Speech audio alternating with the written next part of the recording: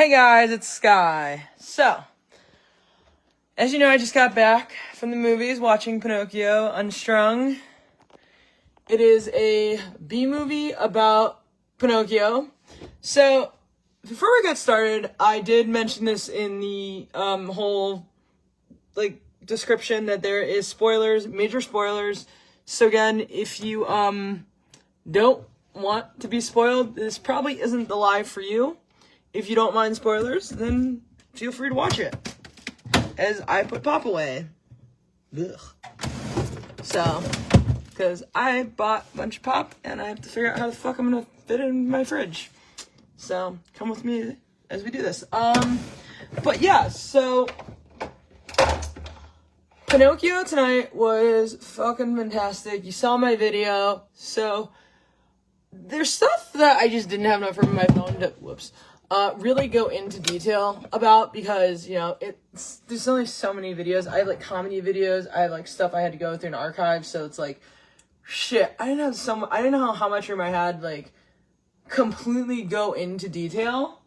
So now, I am not limited on time anymore. And yes, before you ask, you are in my fridge currently, so I'm looking at my fridge putting pop away. But, you know, it amazes me with B-movies. They can get one of two reps. They can get really good reps or really bad reps, depending on how good and bad they are. And again, I did mention, I will be referencing the video I made. So if you have not seen the video I just made about Pinocchio Unstrung, you should go watch it. Otherwise, yeah. Michael Salisbury actually commented on it, and it's kind of why I started making this video, because, there was, I said, things I couldn't say in the video because I only had so much time and I wanted to get home. But, you know, with B-movies, it's so, like I said, it could go one of two ways. It could be really good and really bad. Winnie the Pooh, Blood and Honey was the greatest example of a B-movie going so bad the first time that the second time they say the events of the first movie, it's almost like a parody of itself. So what I mean by that is, I guess, the first movie happened. So by the second movie, they're essentially saying that it's a movie within a movie kind of deal.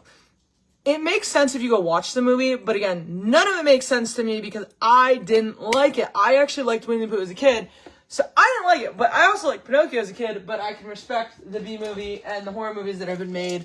I did mention Pinocchio's Revenge, which is another horror movie that I want to get into. That is a horror movie that is a psychological type, not a thriller, but it is a, what the hell do you call it? It's not a psychological thriller, but it was really good though. I thought it was good. My cat was really loud, but it was really good. Obviously, some people are just oh, that movie's so bad. It's what you will with it. I liked it, like I said, but I like horror movies like that, so, just you take it what it is. And then number two, with B-movies like Pinocchio, Unstrung, and, the Pooh-verse movies is, of course, sometimes they go too far. Like the movie coming out that they're working on, Winnie the Pooh, Blood and Honey 3, which I don't think they need a third, but again, that's, you know, what it is. So, but with Pinocchio Unhinged, or I keep saying Unhinged, and it's Unstrung. There's a mother tree in the video, or in the movie, and, basically she's kind of explaining, again, this is spoilers, so if you don't want to know about the movie, probably not the live for you. But she essentially is kind of the reason why Pinocchio, she's the main protagonist of this movie. And I really like that she is the reason why Pinocchio is essentially fucking up and making not the greatest decisions. Oh my goodness gracious, this is going to fall. Hold on. Because I forgot I had alcohol behind it. So yeah, this is not a good idea. Okay, there we go. And Pinocchio doesn't know any better. I mean, he really doesn't know better because he was just born or brought to life not too long ago. So he doesn't know really better. He's never met other humans, which is said in like the very beginning that Pinocchio doesn't know better. So of course he's gonna listen to the only talking tree essentially that seems to know what the fuck's up. So Pinocchio listens to her about becoming a real boy, and killing all these people unaliving all these people is going to be the way to do it. So Pinocchio unalives multiple people in this movie, by the way, again. So he does all this stuff thinking it's going to make him a real boy and make him like James, which is kind of his go-to thing. He wants to be a real boy like James, which is the main boy in this movie. I swear to God, this door needs to stay open long enough, because if it closes, you will not see me anymore. So, give me 1 second. Because my air fryer's in the way. There we go. So, Robert Englund's character, Freddy, is the one that's kind of sent by the mother tree, if you will, to keep Pinocchio on the right path.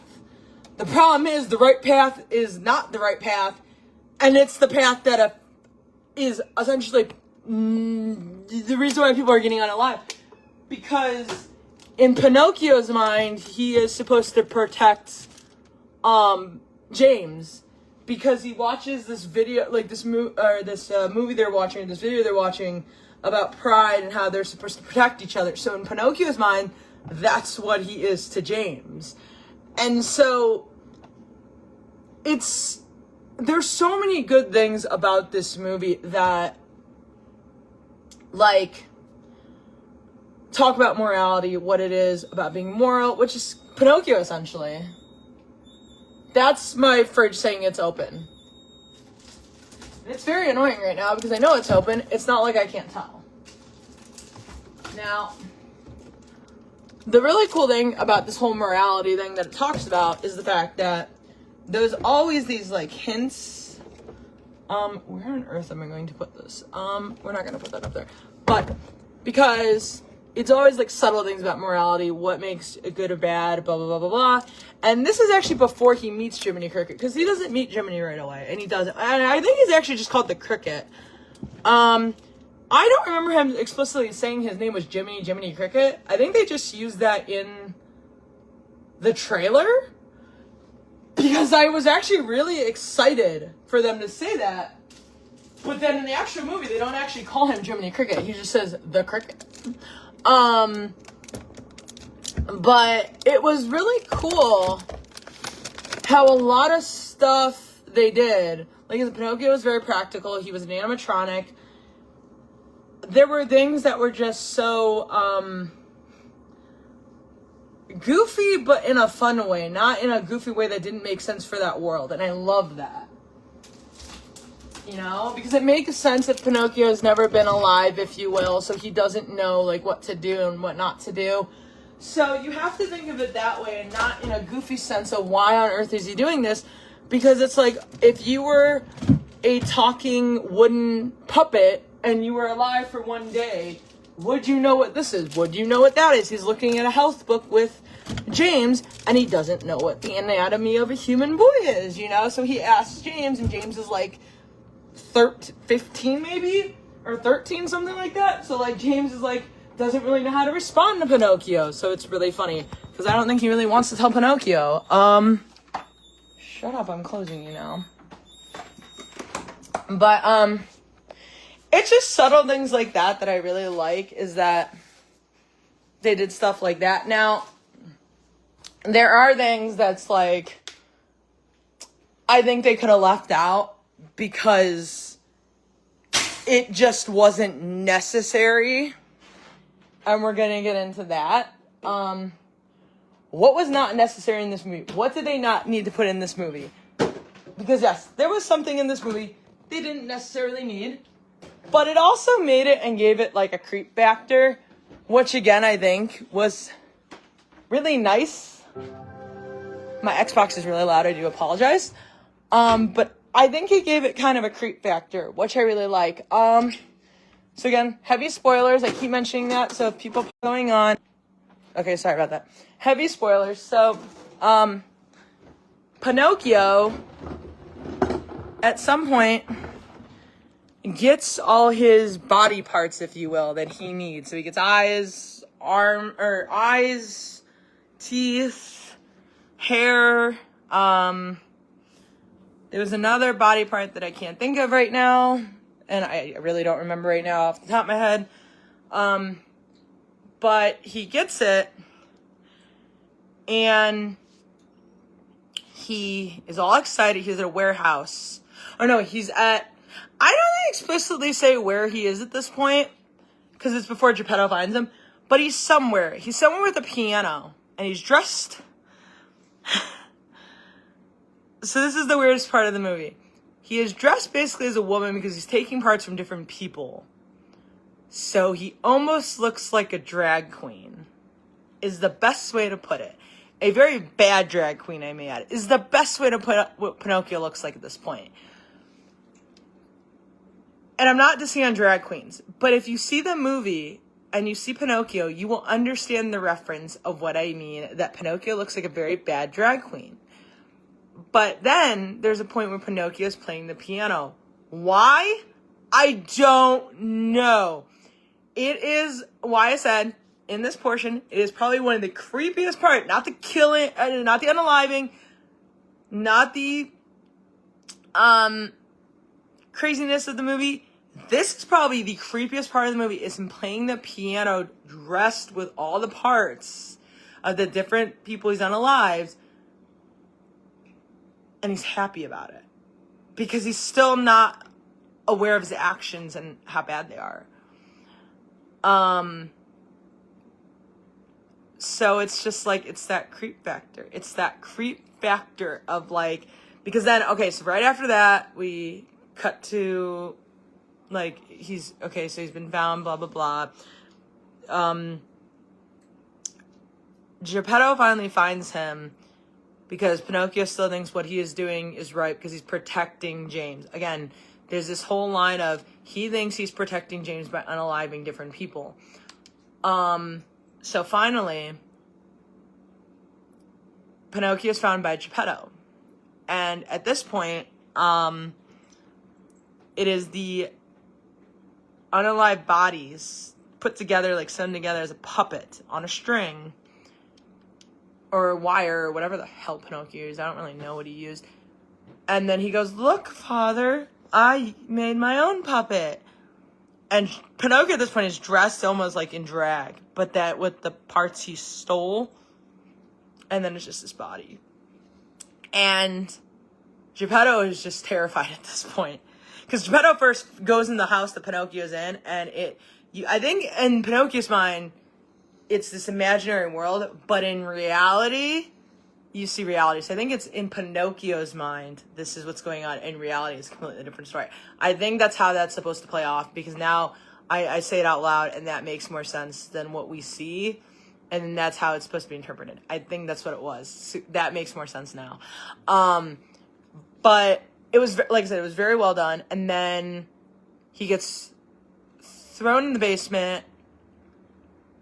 And then that's when shit goes south very fast. When Geppetto throws Pinocchio in the basement, Pinocchio is terrified because he doesn't understand what he did wrong. And again, this is the climax that I was telling you about. So again, if you want to go see this movie, I suggest you stop watching this live, because this is going to spoil the rest of the movie, because I was really excited about this. So if you don't want to be spoiled by Pinocchio's Unstrung, don't watch this live, because I'm about to spoil the rest of this fucking movie for you. So, yeah.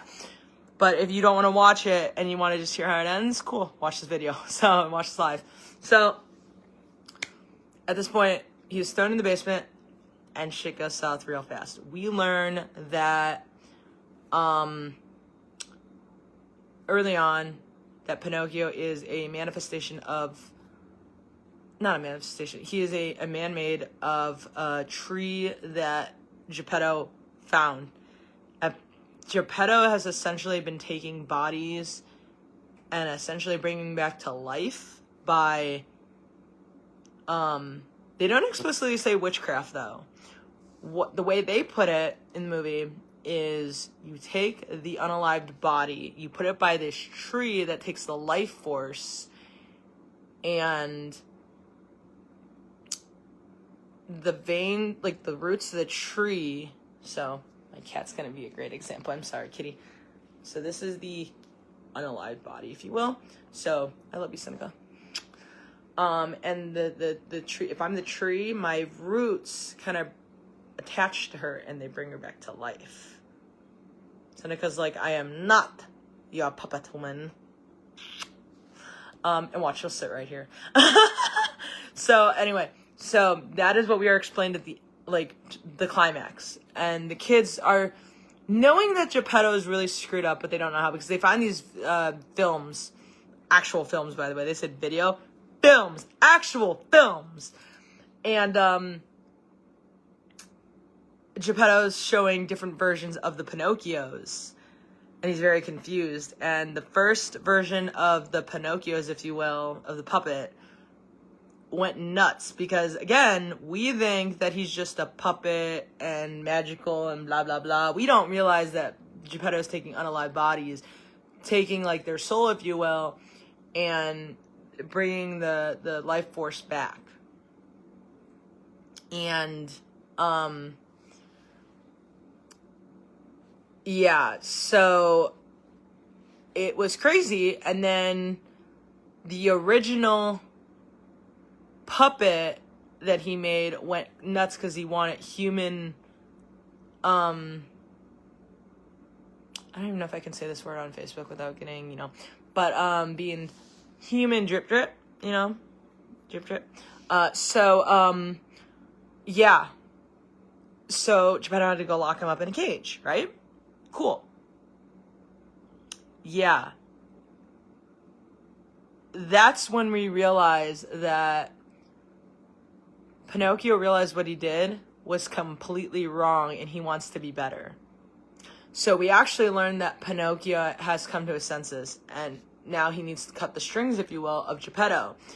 Problem is, Geppetto's the only human he's ever known to teach him right from wrong, essentially. But he doesn't want to be held back because Geppetto's always hidden him away in the basement. So, climax is that he has to choose when Geppetto's going nuts and trying to unalive people himself. And Pinocchio unalives Geppetto. Because that's what he did with the first Pinocchio. He had to unalive him with a pew-pew. So, yeah. And his soul kind of, it was a whole thing. And, yeah. So he took the original pew-pew, Geppetto, opened the cage to the other Pinocchio. The other Pinocchio just tore him to bits. And actually these flames came up and lit the house into flames. So we see this scene and it ends with Pinocchio saying, "Are you still my friend, James?" And literally he's like, "Yes, I am." And the other friend goes, the other human friend goes, "We just realized that you were taught wrong and you had the wrong influence, if you will, but you'll do better." He essentially did, have the wrong influences. Now, I'm not going to spoil the post-credit scene because there's a post-credit scene. You got to watch that for yourself. You got to watch the movie and find out for yourself what the post-credit scene was. I will say the post-credit scene, fucked up. I'm excited, though. But that is the best part of this whole movie, was just the fact that it was better than I could have expected it to be. And so much more. So, yeah. I just wanted to put that out there because, I've been excited to see this movie for quite some time. So, yeah. I think one of the things that I love about B-movies is that they, like I said in the very beginning of this video, in this live, B-movies can go, very south very quick because they won't do well or they're going to do amazing. This one, in the first week, did really well. Even Rotten Tomatoes gave it a really good review. So, I was just like, yeah, I gotta see this. And I was so happy. I was like, I was on this like very movie high, which it actually takes me a lot to do that. It does. I mean, it was just, I mean, it came out, it's been out for a week. And it just happened to be the same day that Spider-Man came out, the new Spider-Man movie, which I was not aware of. So, yeah, and then I didn't even realize I was wearing my Spider-Man shirt. I'm not gonna lie. I'm only wearing this because my blue shirt's in the wash. So, yeah, this is my other favorite shirt to wear because it's just the material it's made of. But, it was so funny, too, because there was a lady that was sitting next to me. And there's the first time that you see Pinocchio, one of the first few times. And he does something. And I forget exactly what it was, but all I hear whisper is, "I'm a real boy." And I'm like, I started laughing. It was me, this lady, and two other people way in the back. I think these people thought I was super demented because there are times that I was laughing hysterically. There are times that I was gasping. There was times that I was gagging. There was times I was crying. There was times I was like, yeah. So these people probably thought I was super demented. The parts I was laughing at were stupid shit. There's parts I was laughing at that were kills. Or unalive, sorry. So yeah. There were times that I questioned whether or not I was sane in this movie. But again, a B movie that can do that to you, a B movie that can make you laugh at unaliving times, I feel like that takes a lot. Because, like, big movies like Texas, you know what, or Texas Chainsaw, Chucky, Saw, Unalive Silence, I don't know if I can say that word, so we're gonna be careful, and then, like, yeah, so, I mean, there are just movies I feel like that don't have that same wow. I mean, the Unalive Silence is my favorite horror movie, but for a very different reason. But, like, Pinocchio Unstrung, when it did some of its shock factors, like, I mean, it's just, again, it's one of those movies I said that will fuck with your head, and I love it. Fuck with your emotions, I think is what I said, and I love it. I mean, I was really rooting for Pinocchio. I mean, yeah, you feel bad for him, but at the same time, you know, when he was about to get unalived by Geppetto, you don't want him to at the end. Like, you don't want him to. And it's like, wait a minute, he just unalived a bunch of people throughout this movie, and you don't want him to, like, unalive. What? Like, where is your headspace at this point? So, yeah, like I said, it was a great movie. Again, I praise B movies if they're worth it, because independent movies are independent for a reason. They're not big franchises, and they work very, very hard. And so with that being said, people who pirated this, people who don't take the time and just go see it in a movie theater, that's the whole point, to go see it in a movie theater. Because I've seen people who pirated this. Come on, guys. B movies work very, very hard.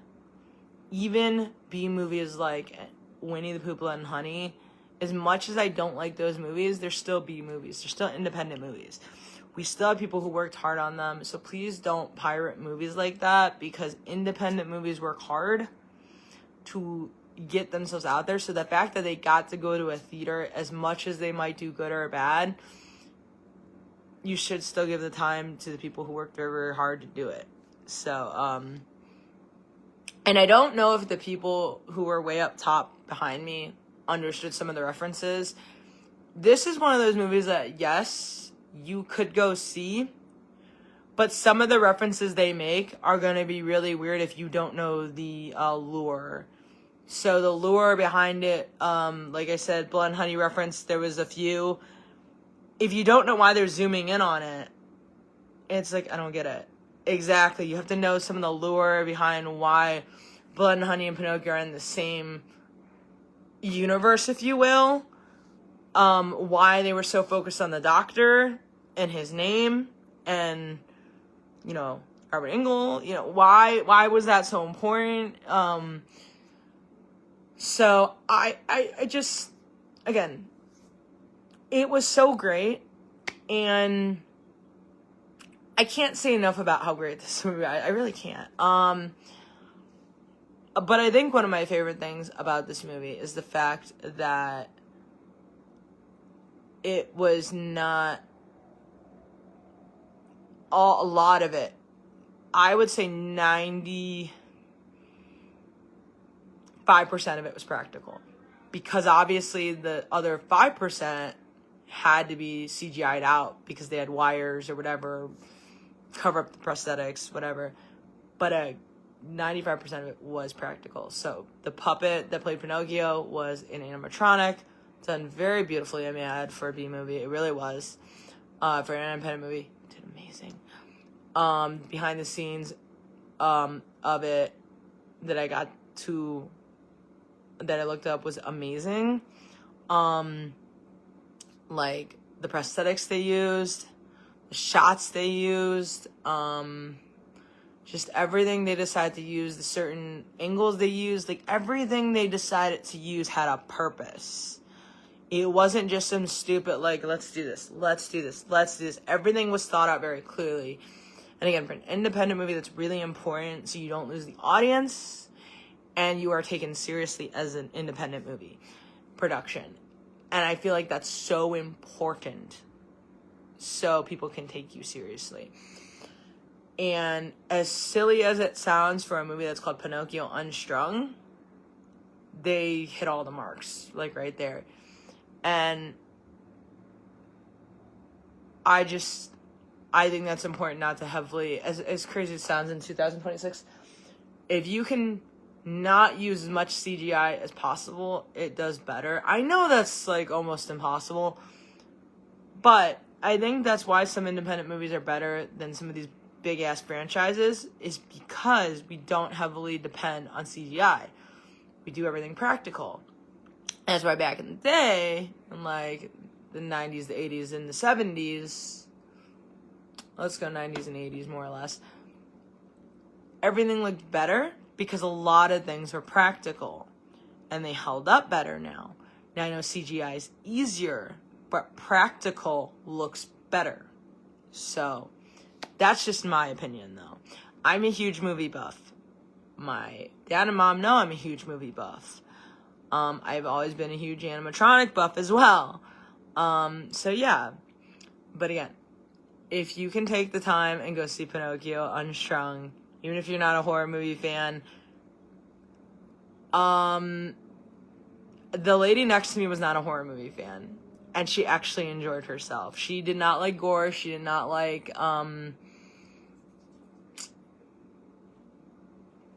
horror at all, and she really enjoyed this.